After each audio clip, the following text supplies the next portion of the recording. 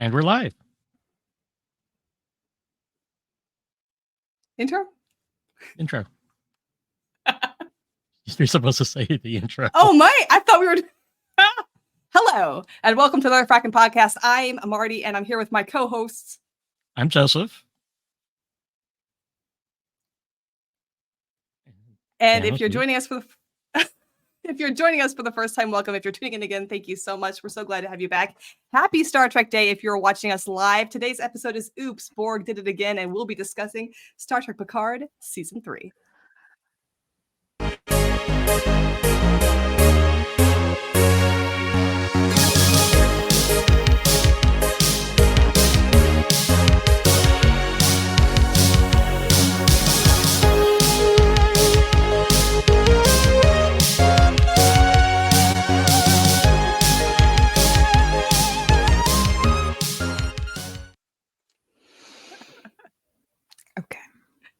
Sorry so for the today we start.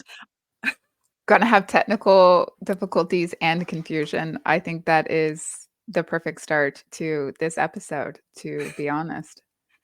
I mean, it's going to be a discussion anyway, so the fact that we're all not on the same page kind of makes sense because we're going to be talking about something where a lot of people are not on the same page.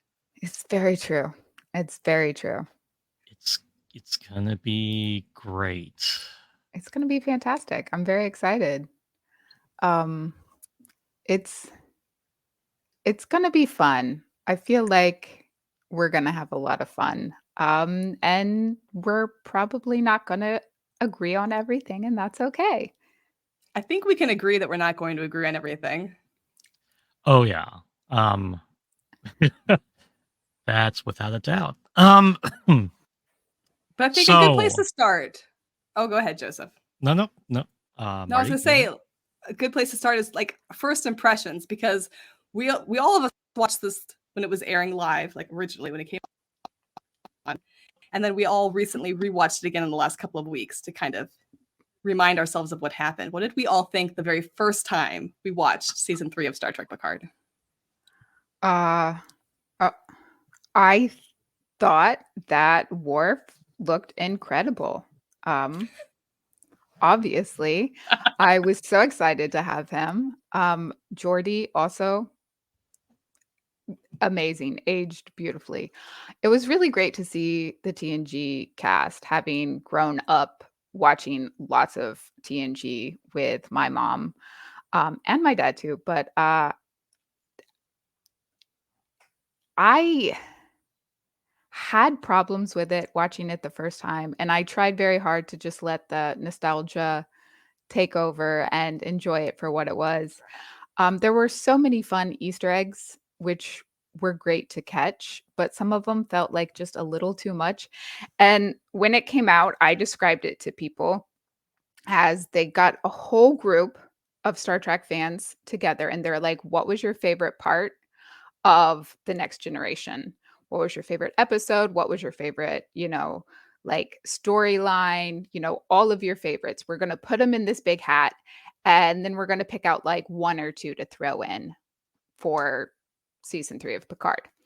But instead of it being one or two, they just dumped the whole like bowl of ideas onto the writer's desk and said, include everything. That's what it felt like to me. It felt like they were trying to do too much, so nothing got like filled out and finished. But like they also probably could have had a really amazing like TNG movie. Like I loved the TNG movies. This could have been a really good TNG movie. But it was really stretched out. Joseph, what was your first impression? Okay, so I did like the nostalgia. I'm going to start there. And there were definitely, like, it was great for me to see Michael Dorn back as Worf. Because he had been at a con, and the initial conversation I had started with him, he was grumpy about not having been invited to Picard season 1. So this was right before Picard season 1 came out, which feels like forever ago, by the way. You're on mute, man. And So I changed the topic to airplanes, and he was totally happy, and it was a great interaction. But you could tell that, like, he couldn't hide the fact that he was a little bit annoyed that he hadn't even been invited back. And like, I feel like this was this wasn't even pre-pandemic. I don't think. I can't remember how long ago Picard season 1 was. I think they were working on the series before the pandemic came out, and that's why it took so long to get the other ones. That's right. And so this is like before we even knew who was in it. All the Right. yep. There's so many comments that we will get to. Yes, there's a lot of great comments. So I enjoyed the nostalgia. I enjoyed the fact that Michael Dorn got to come back because I felt like he really deserved to be back. And this is just because I love Michael Dorn. I love the Worf character. I think of all the TNG characters, he had the most growth throughout all of the episodes he was in, of not just TNG, but also Deep Space Nine and the movies. I will never forgive. I was annoyed in season 3 initially because we never found out like who Worf's family was. And like the death of Jadzia really always bothered me. But there were several things that I didn't like. Jack as Picard's son was not believable because Beverly would never do that. Which we will get to later because this is one of my biggest bones of contention with season 3. I felt like a lot of the character development was off, but I enjoyed the nostalgia enough that I did enjoy the show. So I'm gonna just because I will deep dive if I don't stop myself now. So I enjoyed it the first time I saw it, and I'm gonna leave it there with mixed feelings, but I enjoyed it, and I'm leaving it there. So my feelings were a little more polarized when I first saw it. When I first saw season 3, I felt extremely cheated. I was very angry. I was like on board for the first few episodes. I kept watching thinking, okay, they're going to pull off something here. They're going to surprise me. They're going to shock me. And it's going to be a happy shock. But then when I got to the surprise, I was so angry about what it was that I was just the one episode, like the nostalgia, I enjoyed it at the time, but not in the way I would have enjoyed it. Maybe if it had been a movie, like Van said, if it had been a TNG movie, if they hadn't been leading me on into believing that this was going to be going into Deep Space Nine direction, I think I would have appreciated it more. I think the use of the changelings as like fodder for the Borg for me was it did a disservice to all of the hard work that the Deep Space Nine writers and characters did to build up that species and the Dominion War. And so I was not happy with season 3 of Picard the first time I saw it. Did I cry when I saw everybody on the bridge? Yes, but that's like an emotional gut reaction. The rest I was not happy with. However, I have to say, having just rewatched it, now knowing what was going to happen ahead of time, my feelings are a little bit less extreme. I'm less angry about it now than I was when it first aired. But yes, Michael Dorn looked fantastic, and he absolutely had to be in the show. Although I have some problems with some of the things they gave him storyline-wise in season 3, just because I felt like he was very underutilized in his role. And I feel like, yeah.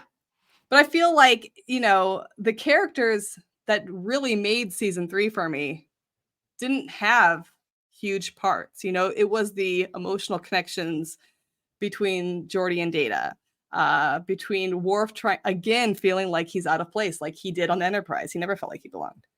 And then the little bit we got between Deanna and Riker, like those moments I appreciated, but I felt like were kind of sacrificed for this elaborate plot that didn't have to be quite so elaborate. It would have been a perfect movie. It would have been a great movie. I mean, yeah. But I think also I think it would have been better. I think I would have appreciated better if before season 3 of Picard, we had gotten a single season of Deep Space Nine. Give us Deep Space Nine 8 as a prelude to season 3 of Picard. And then we could have seen the changelings as full-on villains in the Deep Space Nine season, not knowing that there was going to be any kind of twist. Then go into season 3 of Picard. I think it would have had a little bit more weight to it. Okay, I will deep dive into that piece of it. Let's get to the characters first, but I have thoughts around that. And hopefully I remember those thoughts. But I will absolutely say this comment from Scott really is how I felt about that entire season. Because, and again, yes, it was kind of redeemed in Prodigy season 2, but Wesley needed to be in that. He just randomly shows up in season 2, but then there's no mention of him again in season 3. And I feel like there's no chance that he would not check in on his mom and his baby brother. Like, Wesley, who lost his father, I think would have, like, he's got time powers. So I know I'm talking about a character who wasn't on the show, but there's no way he wouldn't have been there for his brother. I mean, it left a void. It did. I think he definitely could have been included, and I don't know why he wasn't. But there were lots of people that I felt should have been included in season 3 that were not, which brings us to our next topic on characters. Elnor, where did he go? We didn't even talk about him this season. We spent all last season with Rafi doing everything possible to get back to her kid, her surrogate kid. There's the beautiful family. At the end of season 2, we had Seven and Rafi together. Finally, beautiful. I love it. And then they had their little adopted child, who was definitely Rafi's child at this point. We don't hear anything about him, which is an ongoing theme in this season. A huge plot point in this season is Jack Crusher. But then so many of the other cast members don't get any screen time talking about their kids. We have no idea if Worf had more kids after Deep Space Nine or was ever in a relationship again. We know nothing about him at all. We do get to see Geordi's 2 kids. I think Riker mentions his kids twice. Yeah, he mentions his daughter, Kestra. But it's in passing. We don't see her again.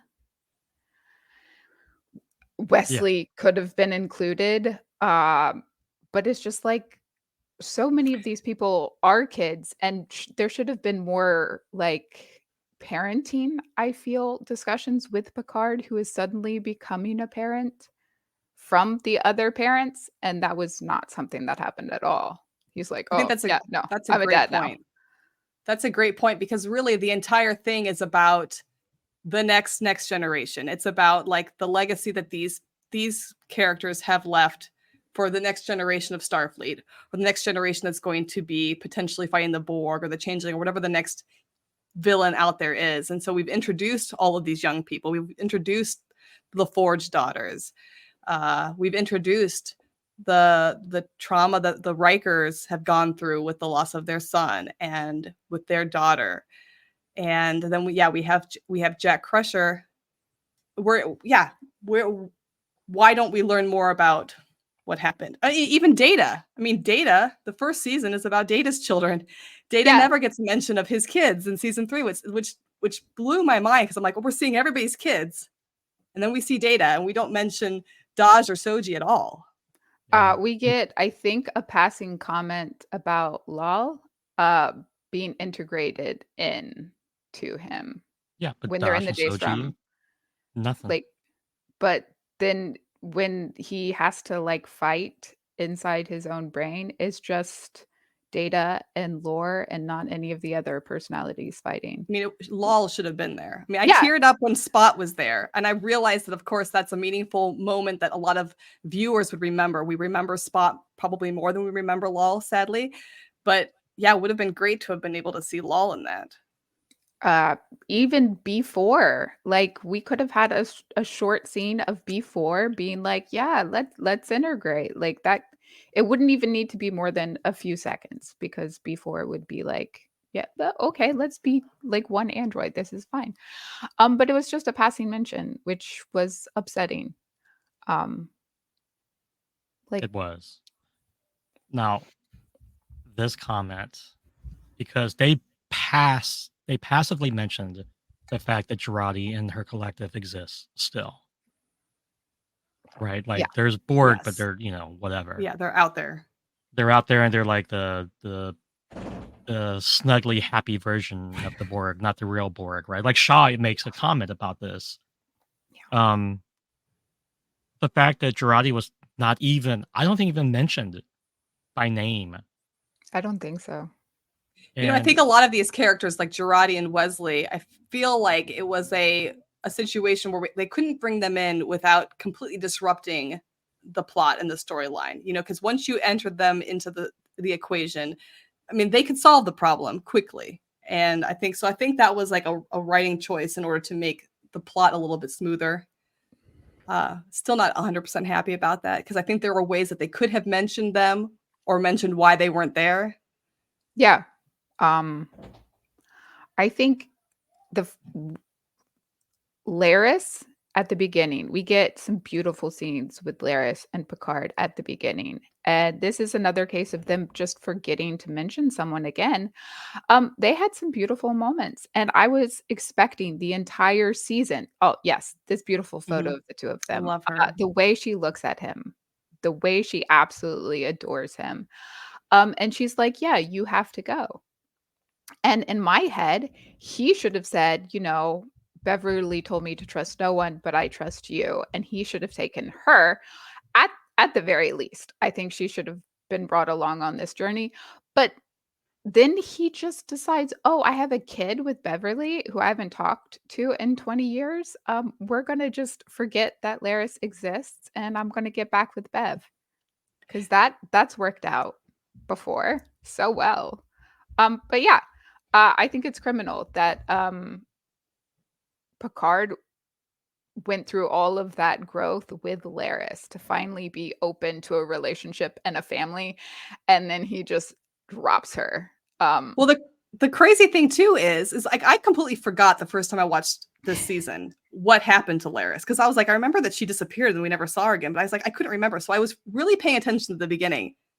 They're moving out together, aren't they? Yes. Like he's packing up his stuff. He's like, I'm getting rid of my painting, send it off to Geordi. Like he's leaving his vineyard for her. Yeah. And then he just he forgets about her. I'm like, what? Let's talk about this, right? Picard. Classic Picard, but let's talk about this though, because this vineyard has been in his family for centuries. And who's going to take it now? It means everything to him because that's the last part of his past that he has. Yeah. And he has nobody to pass it on to. So he's leaving the vineyard forever. But then he gets a message from his crush and his old crush. And he goes, and rightfully so, goes off to save her because Laris even says, you have to do this, right? But like, it is so aggravating to me that the entire season 2 was about him learning how to love properly. And she just poof, after the first episode is gone. That's it. I'm going to say this. I, for the most part, do not like any of the female characters in season 3, how they are portrayed. And I know we're going to talk more about this in a minute when we break down some of the characters that are actually seen. But yeah, the Laris hurts me so much because it's just it feels like they used her. It's almost like fridging. She's not dead, but she is. Yeah, I mean, it's basically what John said, right? He basically gets a "you up" text from Beverly, and he drops Laris like a bad habit. Like, that is only John can do, a very succinct way of how it felt to me. Yeah.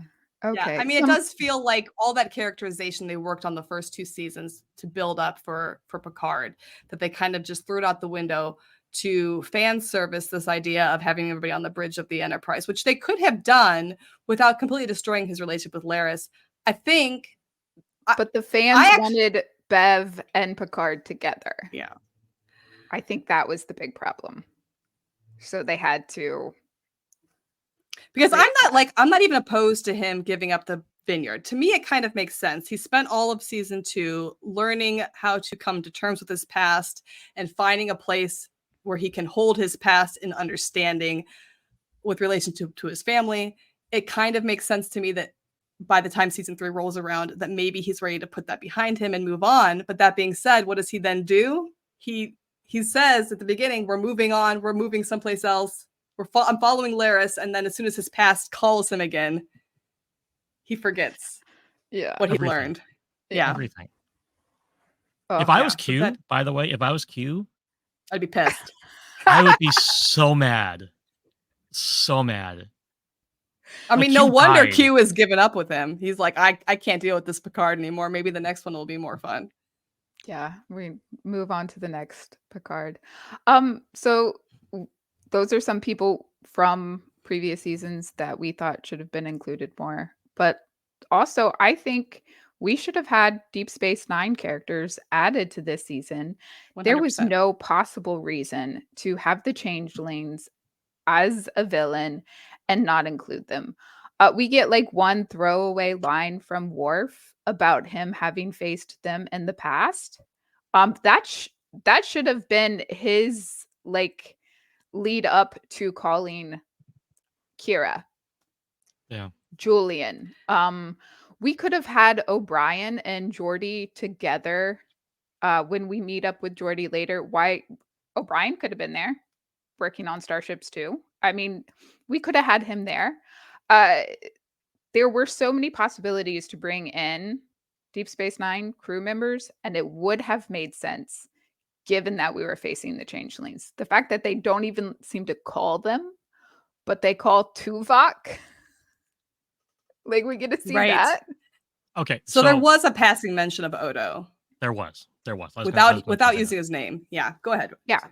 And I mean, to be fair, the actor had passed by then, right? So he couldn't have been in the show. But the fact that they find out that something has been done to modify the Changelings and nobody calls Julian pisses me off. Mm-hmm. They mentioned curing the founders of the virus that Section 31 had created. It was fucking Julian. I'm sorry. I'm gonna start cussing because I'm sorry. They made Mom. It like all about Beverly. I'm sorry, Van's mom.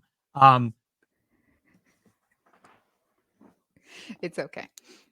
No, I think you're absolutely right. There should have been at least one Deep Space Nine character who came in and offered pertinent information as to what was going on post that sector of the universe, post Dominion War, essentially. Yes. And obviously, for obvious reasons, it couldn't be Odo, but it could have been Kira. We could have gotten a glimpse into what Sisko was doing. Now, if Sisko couldn't have been on it, which I think was probably a good choice considering the direction they went, they could have at least had Kira, and they could have had Kira mention maybe some kind of vague line that she is working with Sisko, or I mean, something where there is something going on, because obviously, they're still rebuilding Bajor probably after all of that. I mean, just a call would have been fine. Like, I didn't even need them to like show up and be there for the rest of the season, but like a phone call, it's not that hard. And I understand that they had to have somebody from Voyager in that moment to have it make sense that Seven would know that wasn't them. So I understand bringing Tuvok in, but could we maybe have had somebody else instead of Rolaren? Yeah, Okay, and that's gonna take me to a whole other side of this that I'm is so pissing mad me off. about Ro. I'm so mad about Ro. I That cannot made even see, this express. goes back to me being angry about all the female characters. Yeah. Okay. Well, let's just talk about all the female characters. Let's just start with Ro. Yeah.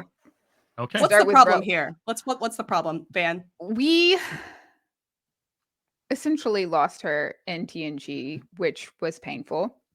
And I hated. I loved her as a character. I wanted more of her. I wish she would have stayed.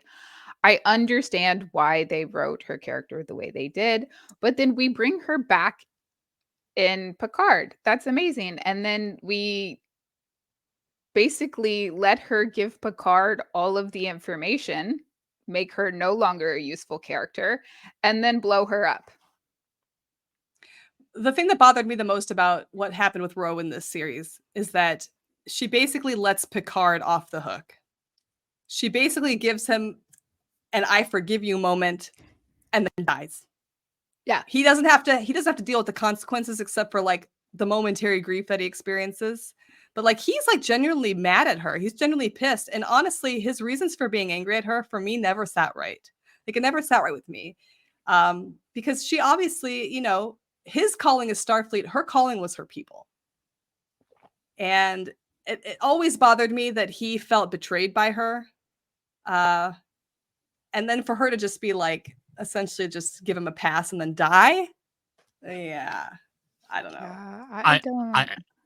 Okay, so I will say that Ro was the only person who stayed true to character in this entire show. I agree. Thinking about the growth that Picard had throughout season 2, right? So let's take that away because he should not have been holding on to that anger. He was hanging on to more anger over Ro than he was over Beverly. He was lying to him. He was for 21 years about his son. Okay. That we're gonna get to Beverly in a minute, and then we're gonna let Marty is just gonna have a wonderful time. And I'm very excited for this. But yeah, I loved seeing Ro. I think that her exploding was unnecessary. Like she's like, I forgive you, Picard, even though you're still angry. It's fine. It was a Tasha Yar moment. It was Tasha Yar all over again. Wait. Okay. Hold that thought. So I don't follow Terry Matalas on social media because I am, and again, sorry, Van's mom. Fuck Rick Berman. But now I also have to say fuck Terry Matalas. I'm gonna put that out there. I can't argue with that. As a writer, my feelings are mixed because I understand how difficult it is to make everybody happy, but there were definitely some choices that were made.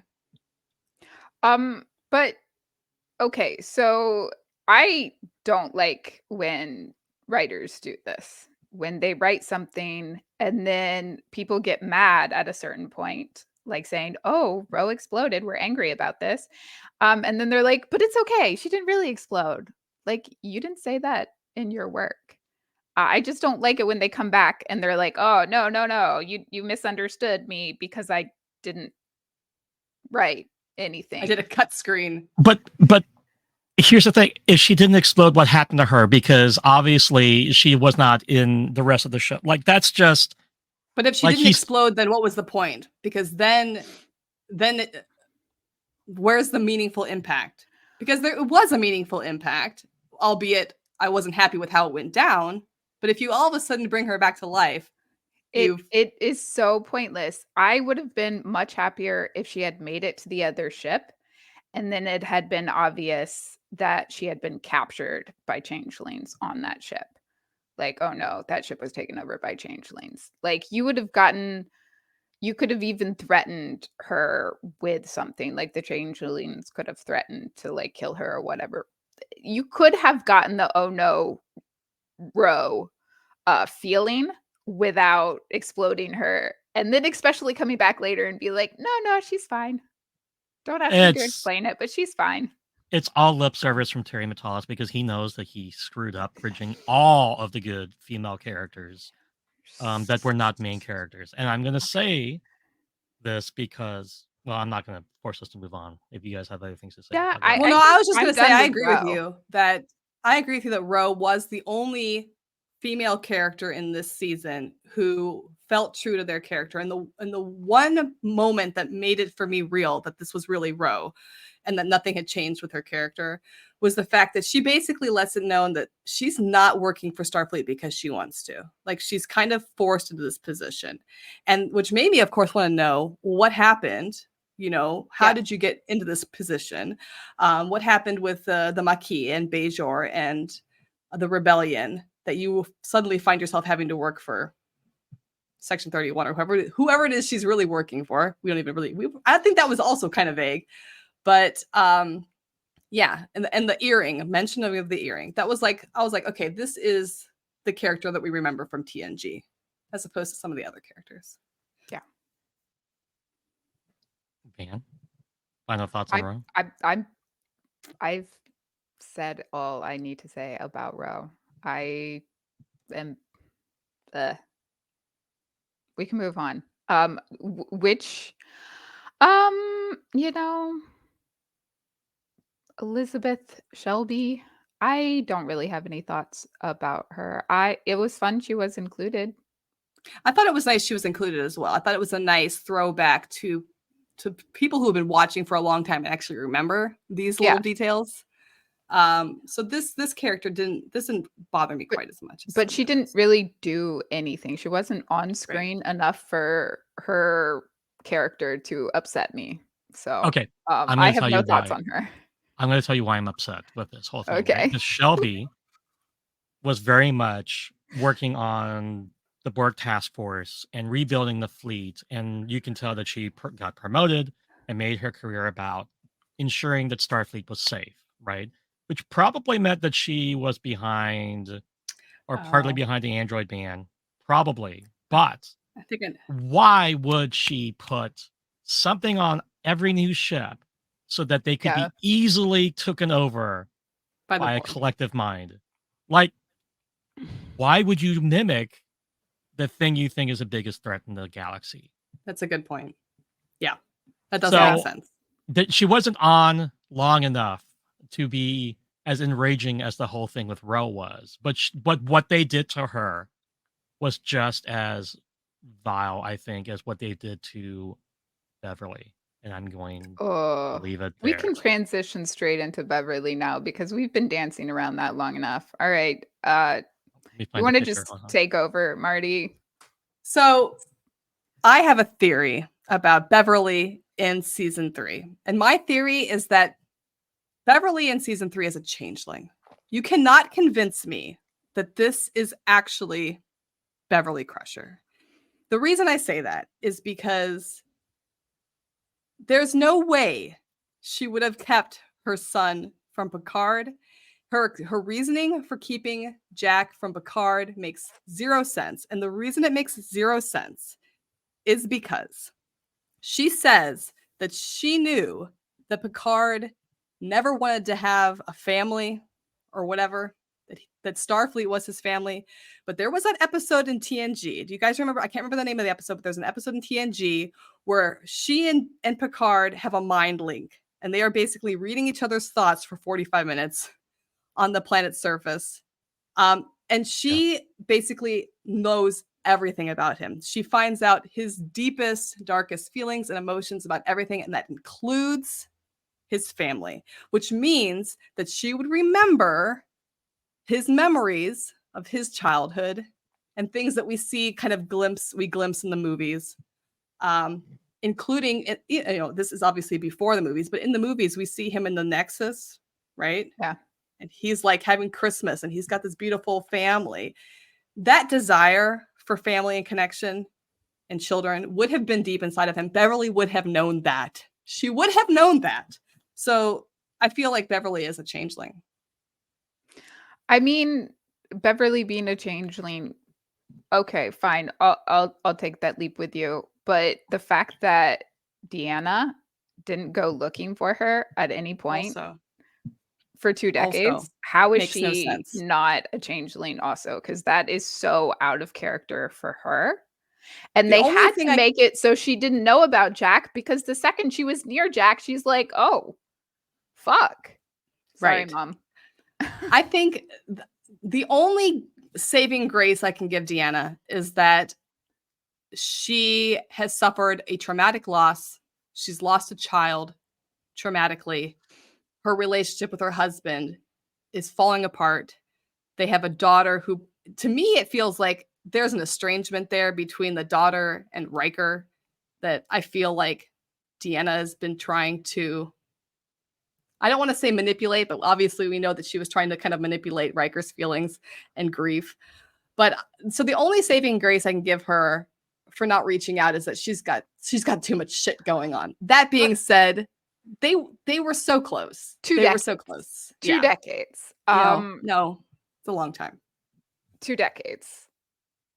I actually, Bev, I think if I have my timeline right in my head, Beverly would have disappeared before Riker and Deanna had kids at all. Oh yeah. So Oh, it yeah. would have been before their kids were born and long before they lost their son. Well, then it makes Jack was absolutely no 23. sense. Jack was 23. Yeah. So yeah, it's before. It makes no sense at all. It doesn't. Geordi didn't go looking for her. Even like Geordi not looking for her or trying to find her doesn't make sense to me, because as close as that crew was, and then for one of them to just disappear would, I feel, make all of them suspicious. And I mean, maybe Deanna was too busy having counseling sessions with Barclay. I for mean, the last 20 that's years. fair. That's fair. Barclay probably takes up a lot of time.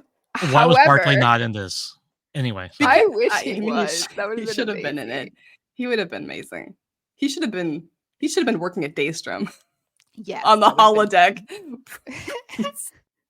The forbidden holodeck programs. It's hard to reason why Deanna wouldn't try to reach out to Beverly. It does feel very difficult. And I think we get a line from Picard at the beginning when he's talking to Laris that Bev just basically told them she didn't want to talk to them anymore. And so they respected what she said. Which, yay for respecting boundaries, but also that's so out of character that immediately didn't tip you off to go track her down and be like, are you a changeling? Have you been captured? Are you under duress? Because that's so out of character for her. Please never talk to me again. Like, okay. No, wait, nope, that's not the one I want. This. He should. Yeah, I love this transporter thing with this transporter phobia. So, okay, Lieutenant Barclay was probably the first character that the changelings captured, just because of this. They're like Barclay will figure this out. We need to capture him. Probably. That would. I don't know. Who else do we have? Jack, I know, is someone I wanted to talk about, but 23-year-old Jack.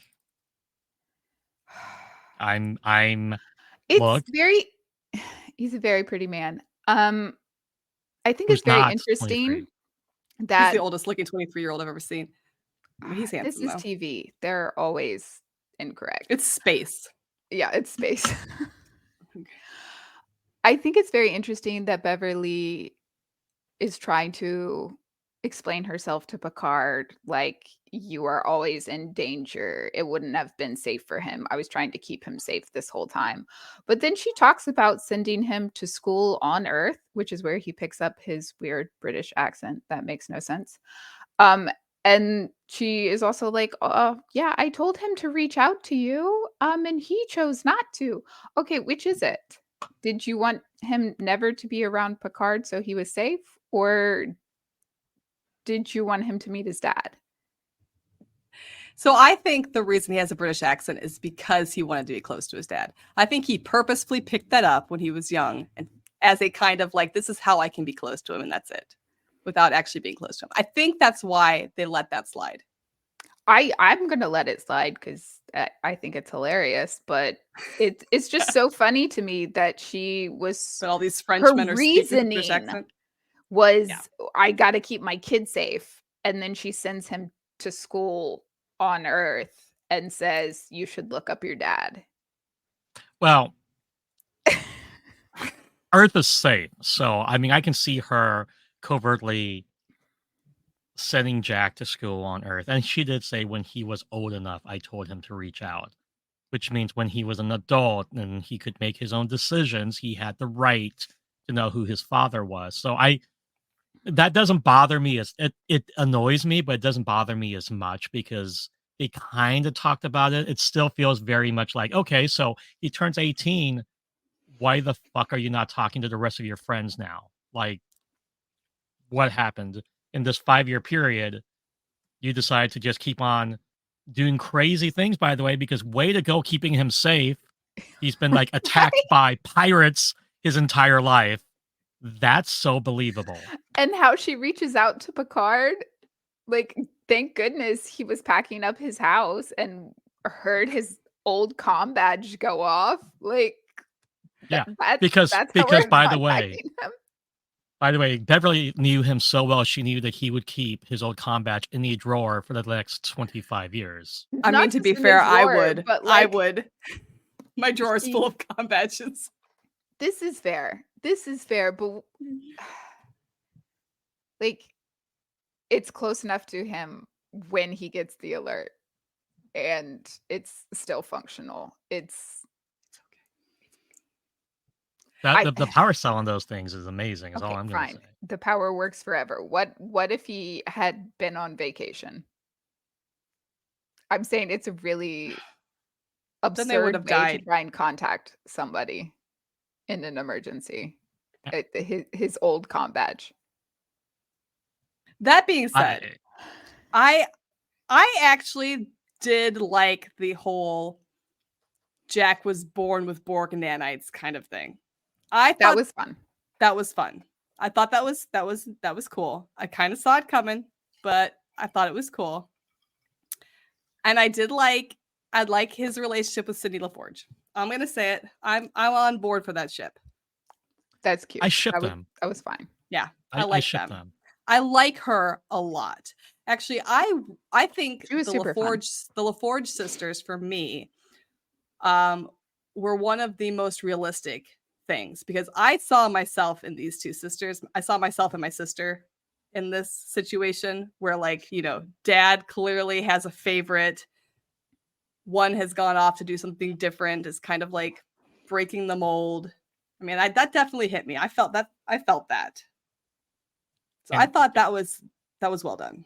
I did like love the them. sisters. I love the fact that Sid is different and adventurous. And also, by the way, doing the exact same job that Geordi did at first when he was Right. on the bridge. Which right? is adorable. So, like, in a way, like she even says, like, the reason I crashed so many speeders was because then I got to fix them with you. So, like, it shows this bond. And, you know, her sister, what's her sister's name? I forget. Is it Alondra, I think? Alondra.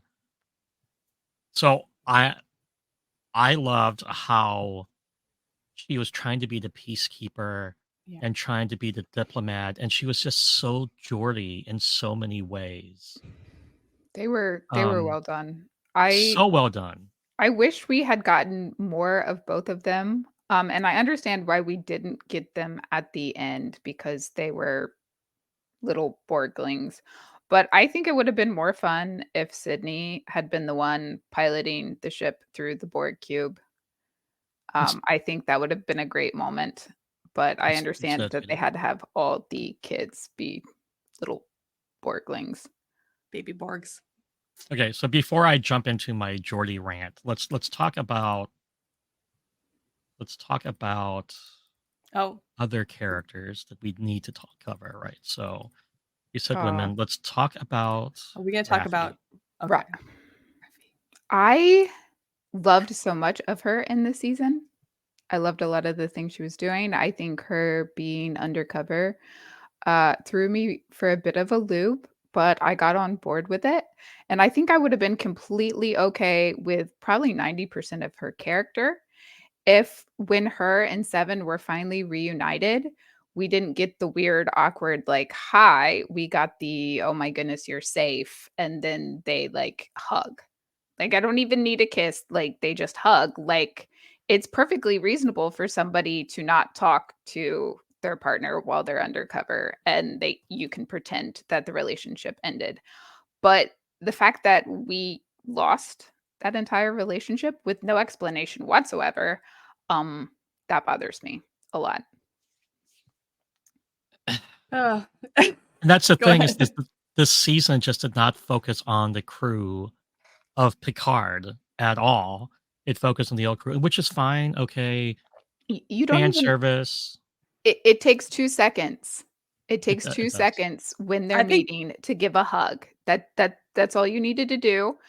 Instead, you just pretended that, uh, essentially, there is no mention of the 2 of them really in a relationship, which what was all of season 2 for? What, and part of season 1, I really? think this is my biggest complaint with this entire season is that I feel like characterization was thrown out the window and plot to some extent was also kind of thrown out the window in order to build up to this moment of having everybody standing on the bridge of the Enterprise D. And I think literally every single thing that they did, every choice that they made was to build up to just that moment, as opposed instead of giving us these little defining character relationship moments. You know, there should have been more moments like the one we get between Deanna and Riker when they finally are kind of like, you know what, when he's finally like, you know what, I messed up. I did wrong. Or when Geordi and Data finally have that moment of like, we're together again. Like, I felt like all of those were kind of put on the back burner in order to build up this moment of just seeing everybody on the bridge. And that moment on the bridge was beautiful, and it was really, it felt like something in the moment for people who watched The Next Generation religiously growing up, but at the expense of all of these character things, like you're saying, like at the expense of Seven and Raffi, at the expense of Ro and Picard actually having like a real moment, or, you know, Jack and Sydney. So there's one thing here on Raffi before we go too far off the and I'm sure he meant retreading of her addiction, not addition. Yeah. I don't know that she did anything wrong with math, but um I agree with Scott on this because we already talked about her addiction and we didn't need to go back there. I And to agree. me, like I loved 90% of her character. What I didn't like is the fact that it just seemed to be like a way to make her character look weak and broken again. And we've already gone through this. I think there are other ways that you can be estranged from your family. Yeah. I mean, she was undercover. That is the biggest way. And the first thing she does undercover is reach out to her family. Like, she doesn't have to look, be addicted to be estranged from her grandson and her son. no. I mean, the fact that she's doing undercover work and she's like had this secret life, like that's enough for that strain on the family, right? The fact that you can't talk about some of the things that you work on. And look, I'm not anywhere near that level, but there are things I can't talk about, even with the people that I live with. And that puts a strain on relationships, right? Like, why are you so upset? I can't talk about it. Is like a horrible thing to deal with. Yeah, I did not. Seven looks gorgeous in this season. Moving on. Seven looks gorgeous. Finally gets the uniform that she needed to have 20 years ago. It never made sense to me that she didn't get it in Voyager. I could go on a whole rant about that. I would love to do a whole episode about costume choices for women in sci-fi. That would be really fun for me. That would be awesome. I don't understand why she came back to Starfleet. That's my first so thing. that For actually did Raffi? carry over. 7. I don't understand. No, I mean, like, did she do it for? What that Did she carries do it for over. Raffi? Why did she come on as a commander and not straight to a captain? Her experience with the Rangers would have probably been better suited to her being a captain. I can understand, okay, she joined Starfleet. She's got to be first officer for a little bit and then captain. She's got glowing recommendations from Janeway and Tuvok. Yeah, it doesn't make a lot of sense that she is there. I would have liked if she was captain of the ship and Shaw did not exist at all. I think we could have had the exact same plot happen without Shaw. He is actually in no way necessary for the entire season. He does not add anything of value. And I know Marty's going to argue with me on this one. I know she is, and that's fine. But you could have had 7 as captain of the Titan and had every single plot point essentially moving forward from there. I will say that was the setup at the end of season 2 because Picard gave her command of the Stargazer. Like that was foreshadowed, so I could see her going to Starfleet because of that whole thing. But you're right. Why was she a commander and not a captain? Go ahead, Marty. Sorry. No, I was just going to say it would have been an interesting dynamic if she had been the captain of the Titan and Shaw was first officer. Because then it would have been, once it was discovered that there was a Borg collective involved, it would have been interesting to have seen a bridge mutiny against 7. So I will give you that. But yeah, I don't know why she wasn't given a command. But I don't have quite as many hateful feelings towards Shaw as you do. This goes back to me thinking that they did not write any of the female characters well. Not only did they not give 7 a captain chair, but they put her directly under somebody who treated her terribly the entire season. And so Raffi had to deal with her addiction. We had to give her something that made her look weak. Deanna, we first see her in the season in prison in distress. Bev, we see her and immediately she gets shot and put in, like, we just take all of the female characters and then we put them in danger or distress. And it really bothers me because I don't think that it's necessary in any of these cases. Okay. So I'm going to bring up the next character we're going to talk about. Okay. And I'm going to mute myself. Oh, no. I'm kidding. No.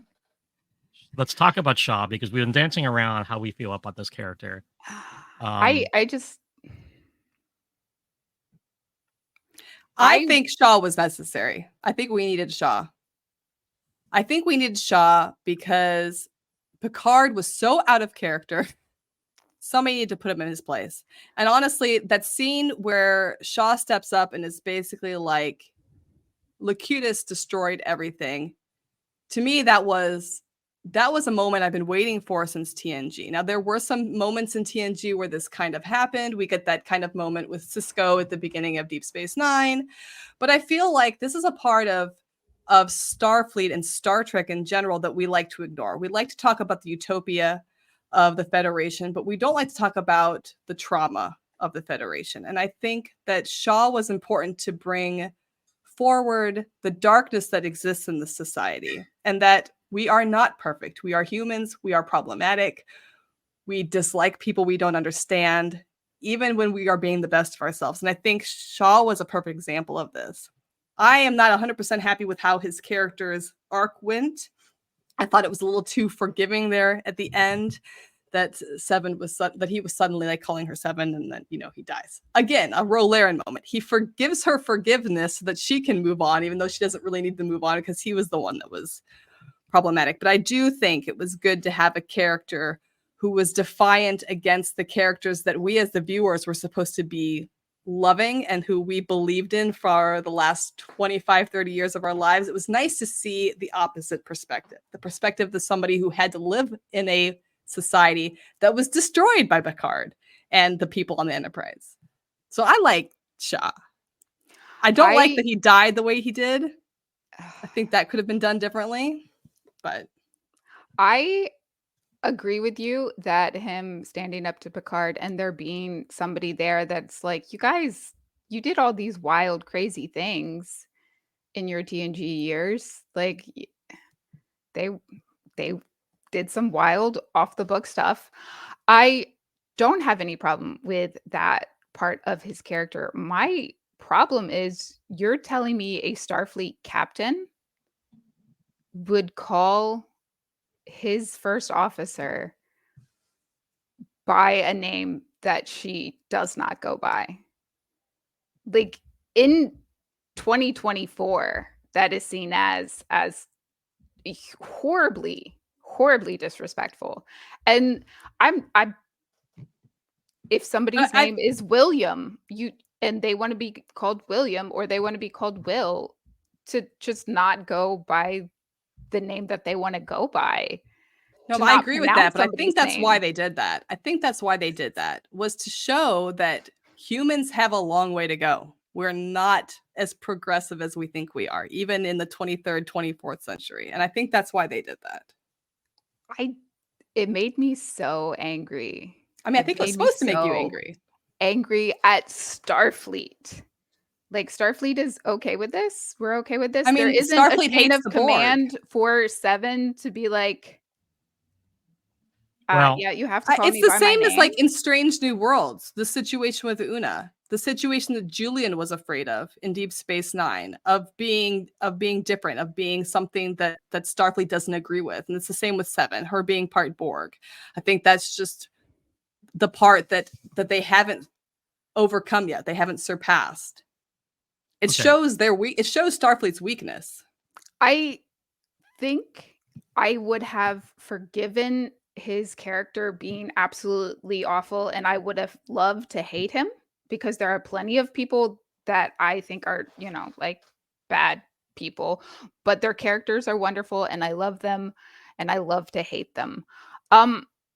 But I think them trying to let him off at the end by showing his private log killed anything for that character that I could have felt, because they're like, oh, we had this guy be an asshole the whole time. Like the whole time he was an asshole to everyone, but it's okay because like inside his head, he was a nice guy the whole time. No, that I agree with. I don't like that. That just makes me feel icky, because so often in media, we're given this guy who treats other people terribly, but the writers make it out like, oh, he's actually just a nice guy. And this is the nice guy trope, and this is very much what Terry Metalis is. Like, he was trying to do something and he messed up, because at the end of the day, Terry's just not capable of understanding how disgusting that was. Yeah. And to me, I did love to hate Shaw up until that point, and that really bothered me. Like the whole thing, I was able to forgive a lot because he obviously hates the Borg, and here's his first officer, a former drone. So like I could even see that he was this jerky to her specifically because he has a deep-seated hatred because of what he went through. Like that would have made the character so much more relatable. Yeah. But like you've already said, like both of you have already said, at the end, they turned him into a hero who was just an okay guy. I was like, no, that's not how the world works. I think we still could have gotten a really nice clip of his log.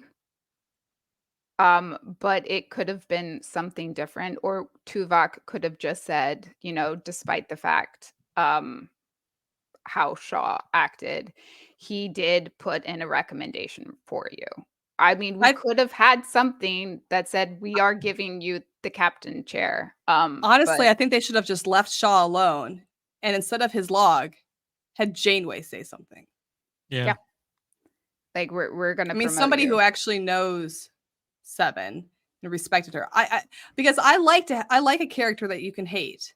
And I like, morally gray villains. I like to see a kind of character arc there. His was too fast. His didn't make sense. And then of course the log kind of disavows like everything that he did beforehand doesn't make any sense then. Like he was I think they should have just left him. Asshole. I think they should have just left him with that single parting moment that he had with Seven when he died. Yeah. I would have liked his character if we did not get, oh, but I'm a nice guy in my head. I think that's a different discussion, though, is which characters can get away with being full-on villains and who has to have a redemption arc. You know what I mean? And I feel like that is a pattern we're seeing a lot of TV and film lately, that a certain group of people always gets a redemption arc no matter how evil they are. We don't always need the redemption arc. I think that takes away. Oh, I loved seeing Tim. Sorry, keep back. on. I just needed to put Tuvok up there because I needed to see Tuvok and feel better about the fact that he promoted Seven. He's fantastic. I love Tuvok. I'm okay with him promoting Seven. I understand people wanted Janeway, and I would have liked to see Janeway come in, but I am totally okay with it being him. I think he came in and he did an amazing job. His acting, as always, was phenomenal. The promotion doesn't bother me. I'm hoping. My hope is that the reason it wasn't Janeway is because there is a plan for Janeway. And maybe it's a Prodigy thing. Maybe it was just because of Prodigy, or maybe she wasn't available. But maybe they had already spent too much money on people. That's true. But he was. I liked having him back, Tuvok. Do we have any other characters we want to talk about before we move on? I have to talk about Geordi real fast. Okay. I have to say, look. Geordi was not believable as Geordi for the simple fact that he allowed himself to have a favorite daughter and allowed himself to be estranged from Sid. And that makes no sense to me. I can see there being strife, but Geordi was always like the perfect person towards every one of his friends, being super supportive, accepting them for who they were. Like he was very much... except for when he's on the holodeck. Okay. Dr. Brahms might have something to say about that. Okay. I understand what you're saying, but we also lost 20 plus years of growing up with his kids. And I have to say that sometimes you get a kid that is very, very different than you, or sometimes worse, is too much like you. And I think in this case, Sydney is too much like him, but also a bit more adventurous. So he sees himself, but he also sees that she's more willing to take risks that he would never take, which causes him, as a parent, a lot of distress. So as a parent, I can understand how he probably tried really, really hard to keep her safer, especially because she kept crashing things. And he was definitely worried about her. And she rebelled against that. So I think maybe he would have worked harder, but I do understand that being a parent changes you, and being a parent and that relationship with your children is very different than any relationship with friends or family. It's a completely different dynamic. So I'm going to give him a pass on it, but I do see what you're saying. We didn't need the division between the two characters. It served no purpose, really. I get it, but also I don't get it. Plus, I probably would get it more if I actually knew who he married, because, he finally did get married and had kids, but we can't know who it is because that would be too much fan service. We don't even get a name. We just get call your mom. We're not going to make it home for dinner. We get mom. That's what we get. We don't even get a name. But yeah, let's move on. Okay, where are we moving on to? Plot. It could have been a movie. It would have been a great movie. I would have loved it as a movie. Another TNG movie. I'm here for it. I think for me, the biggest problem with the plot is that the first 8 episodes should have been Deep Space Nine. Easily should have been Deep Space Nine. And I understand now, having watched it a couple times, that it should not have been a surprise to me that the Borg were the big bad in this, because the Borg were essentially a big part of every season of Picard. They were kind of the big bad in all of them, in a way.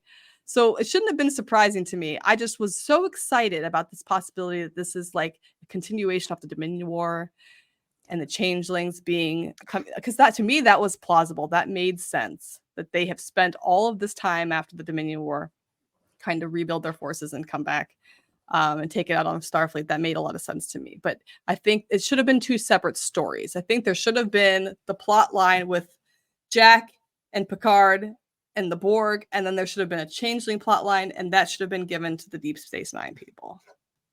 I agree. I can't argue with that. And I think if they had done that, this could have been a great movie. This could have been a great one. It could have been one film. 2 whole movies, to be honest. We could have had 2 separate movies.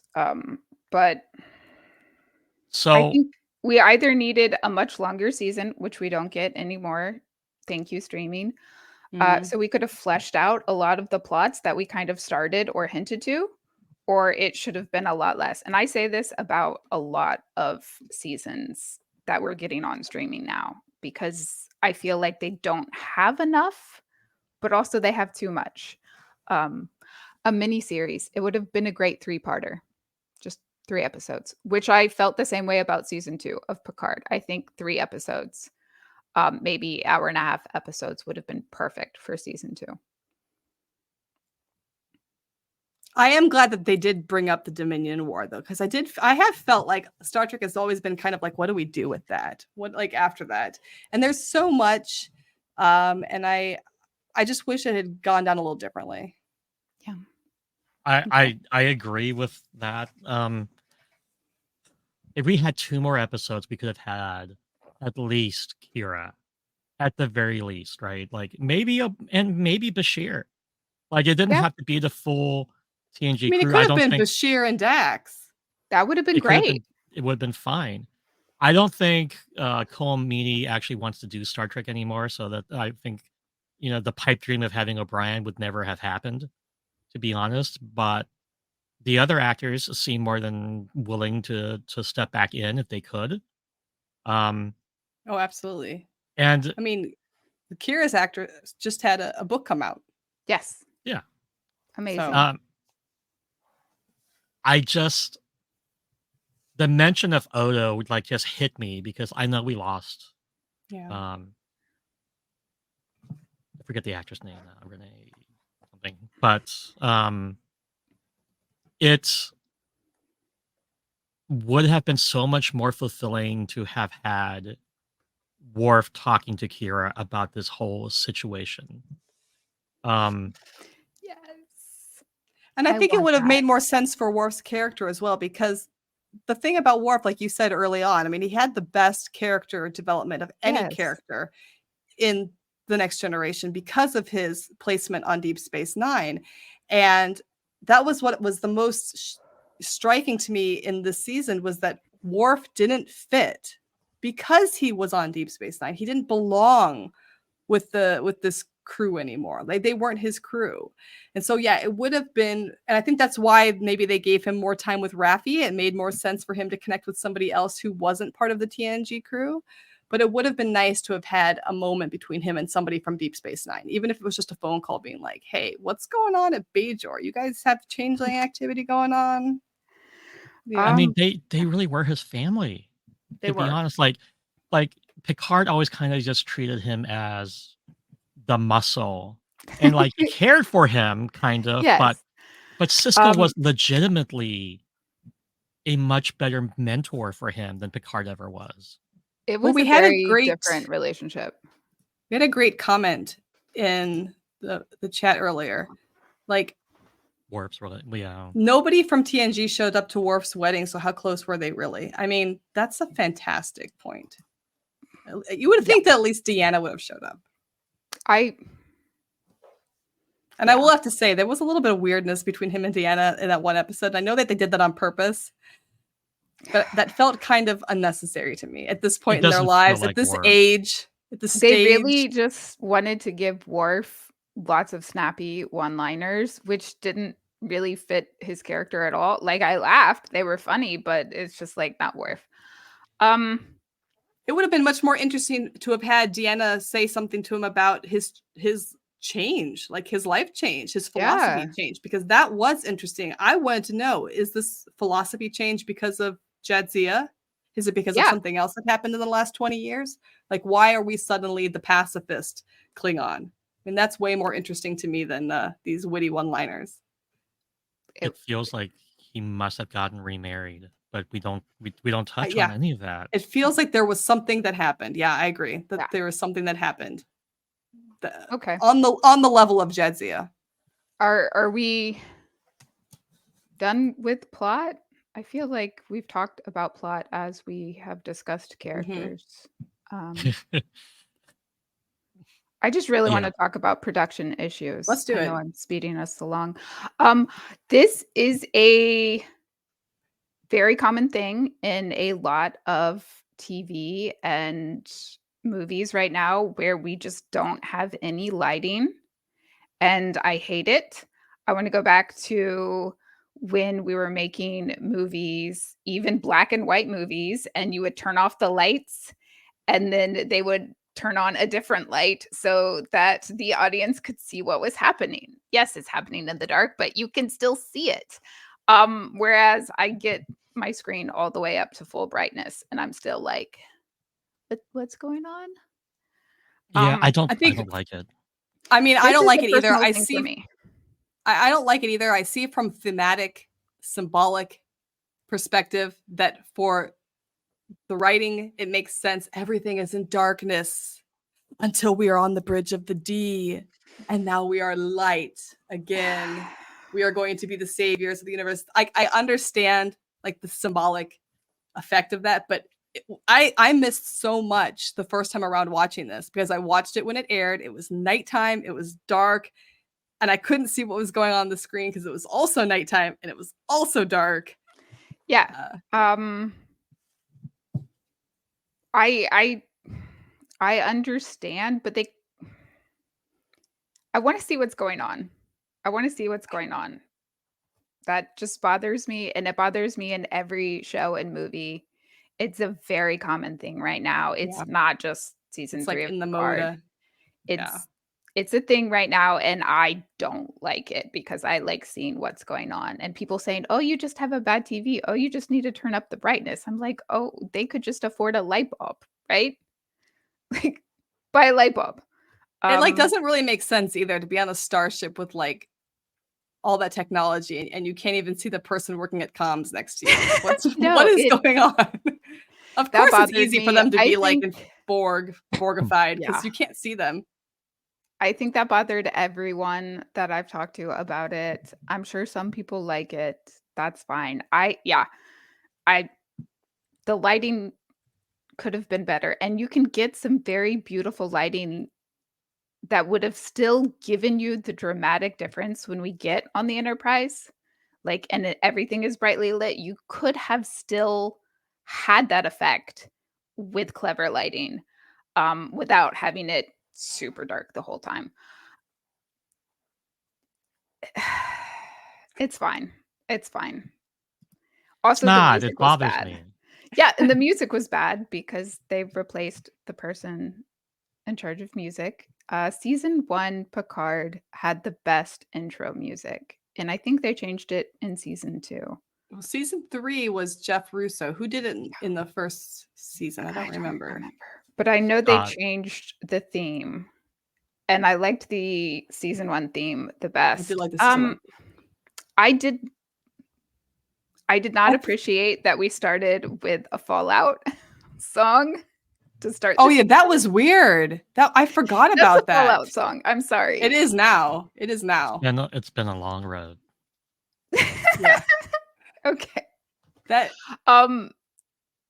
was a weird choice. I understand that they were trying to do some of that style music because that is something that Beverly and Picard like bond over. I understand that. I think that was a bad call as that particular song is synonymous with Fallout now. It Yeah, was but that was in this was Fallout 3. before. It was in Oh, well, was it? it's in the game. game. It's Oh, a okay. big in the game. And then Not a yes, they gamer. do use it in the Oh, show. well, knowing that, then that was probably not a wise decision. It might have been somebody who played Fallout and thought it would be funny to add in. I will say though, I think especially towards the end of the Picard is jumping towards the screen here. I will say that I think towards the end of the season, when they started integrating the music from the Next Generation and the music from the TNG films, I did like those lyrical moments. But I agree with you that I did think that the overall musical themes of the first season were much stronger. Yes. But it didn't bother me, except for that, the Fallout song. Except for that song. Okay. Yeah.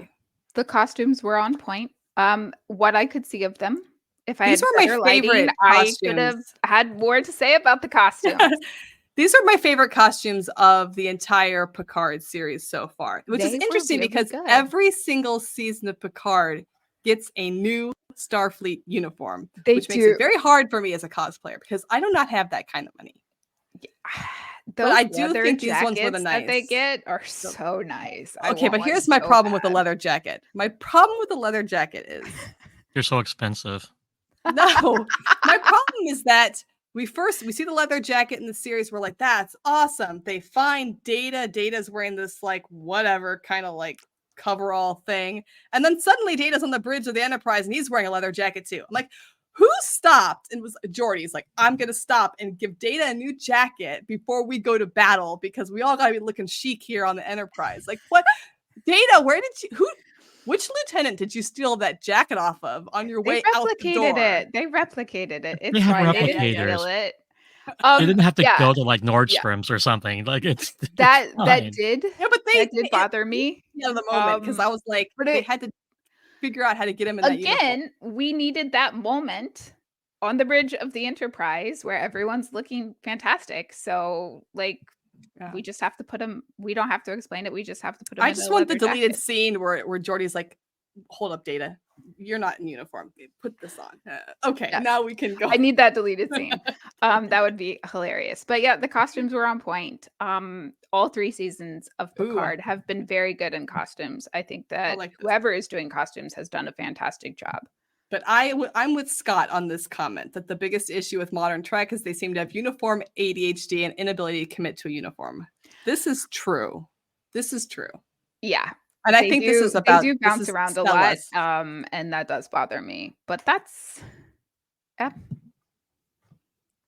Okay. I'll let them have it. We do have to talk about something that we forgot. What did we forget? There are 2 things. I didn't forget. I left it out on purpose because it's just pointless. No.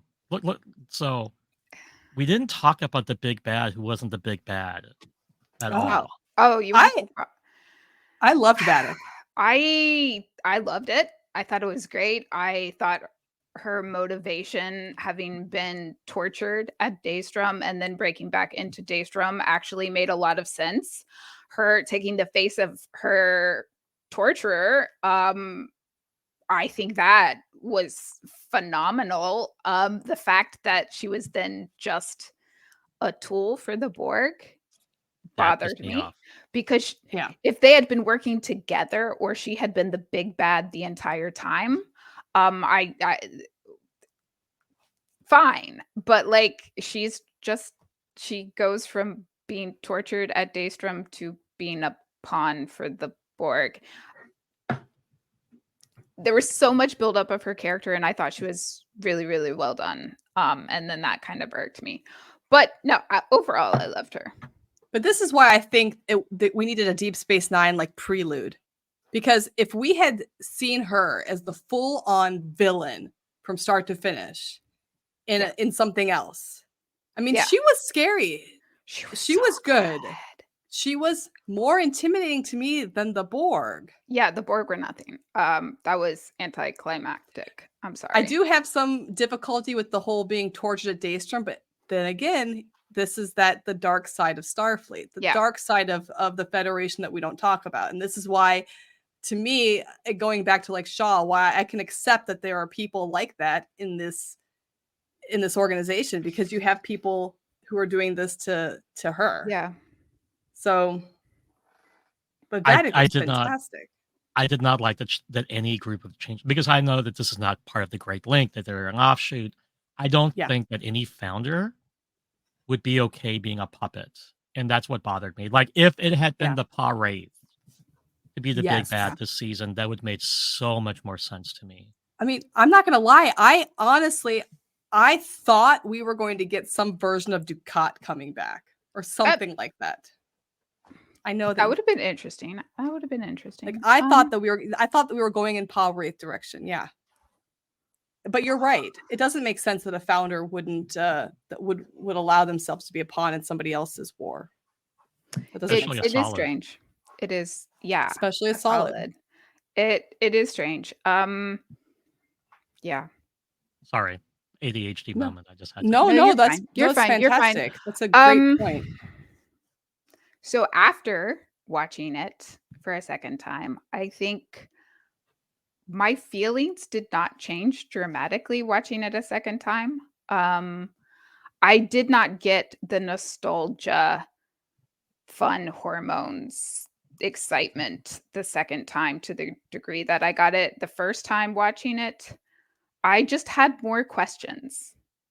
I'm like, but why did you do that? Why did you do that to that character? So for me, it was less satisfying the second time watching it through. I don't know that I will ever, for any reason, watch it a third time, which is disappointing because I'll watch TNG on repeat forever. What about you, Joseph? What did you feel like watching the second time? I liked it a lot less. Interesting. So the first time around, I was able to kind of forgive Shaw, and I liked his character a lot more the first time around.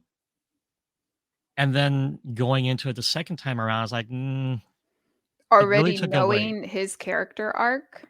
Already knowing his character arc, it really kind of just pissed me off, to be honest.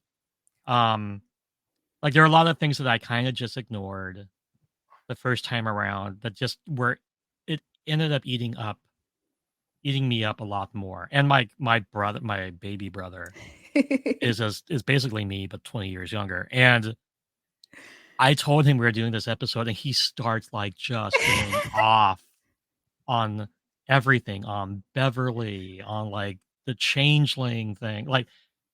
And we talked about it, and I'll be honest, like, when I was going through the rewatch, it was hard to ignore these things because the first time around, I just wanted to see. I'll be honest, I wanted to see Worf. Yeah. I was looking forward to Worf. I was looking forward to Geordi. I was looking forward, not to Data, because I don't think we should have brought back Data at all. That was kind of creepy to me.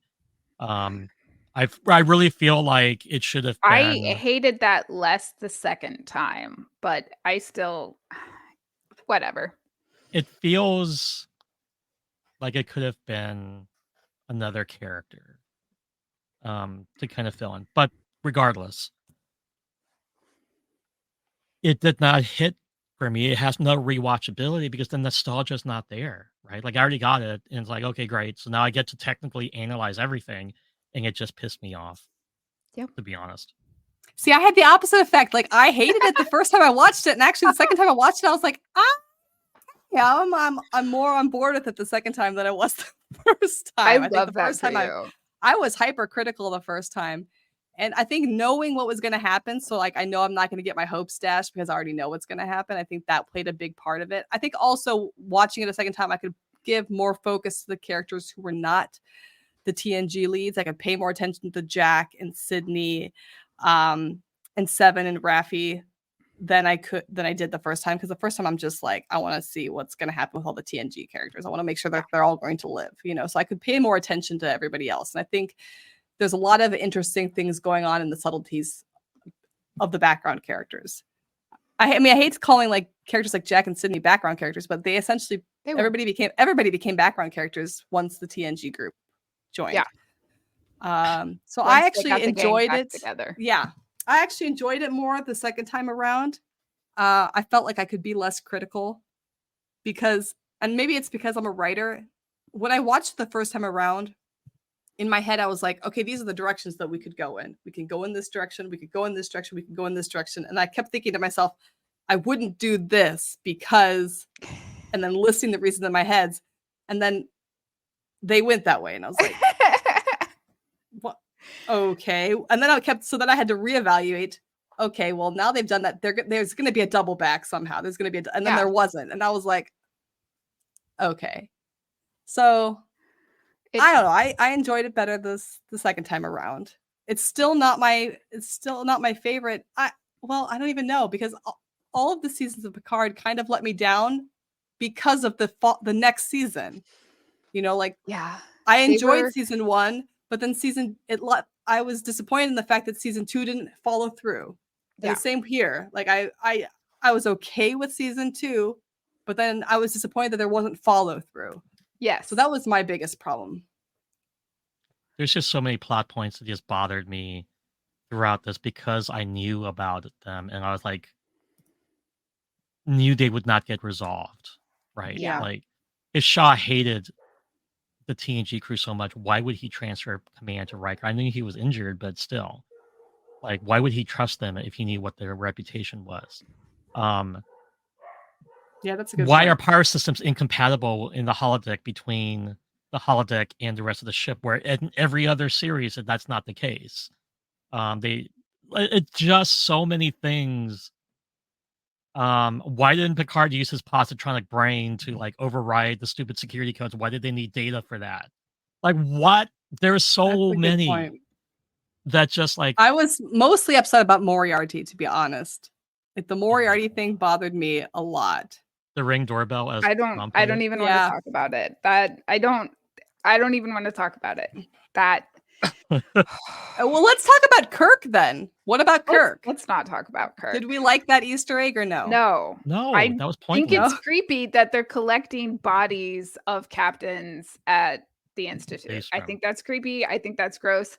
At some point, we're going to do a podcast about future technology, and the one I bring forward is probably going to be some weird way of taking care of our dead, or bringing up how they do it in Star Trek, because I have a lot of feelings about this. And to be like, just why do they have his body? Why did they take Picard's body?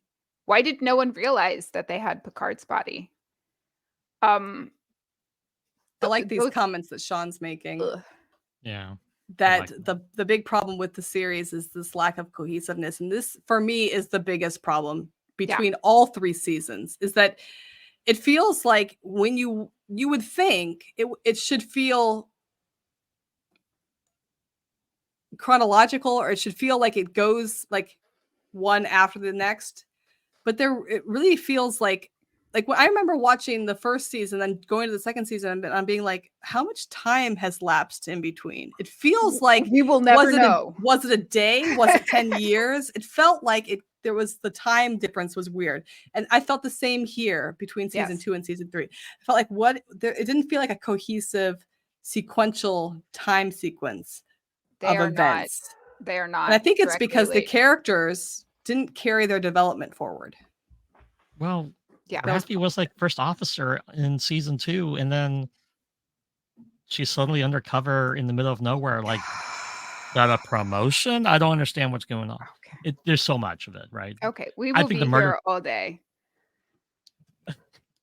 But here, so Ryan makes a great point here. I'll just bring this up. This can be an ending if we wanted to. The Picard feels like 3 separate shows instead of one continuous show. And this is why I feel like all of them would have been better as movies. As they should have made 3 TNG films. I think that would have been very interesting. Yeah. That would have been great. I'm on board.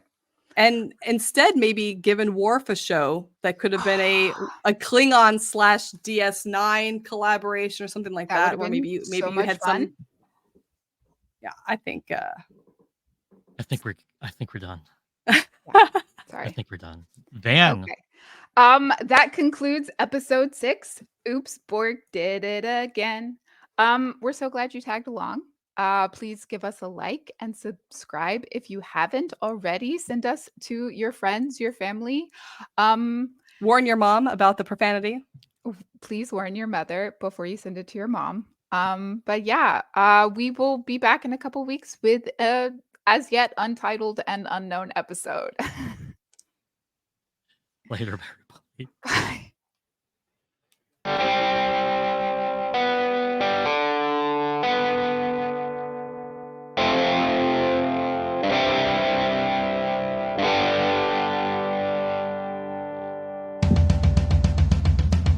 Going out to explore. Tuning comes to another frackin' podcast. Time travel, wormholes, and more. Chevron's locked on another frackin' podcast. Debating all the lore. We get signal of another frackin' podcast. Nerdy topics galore. Systems go for another frackin' podcast.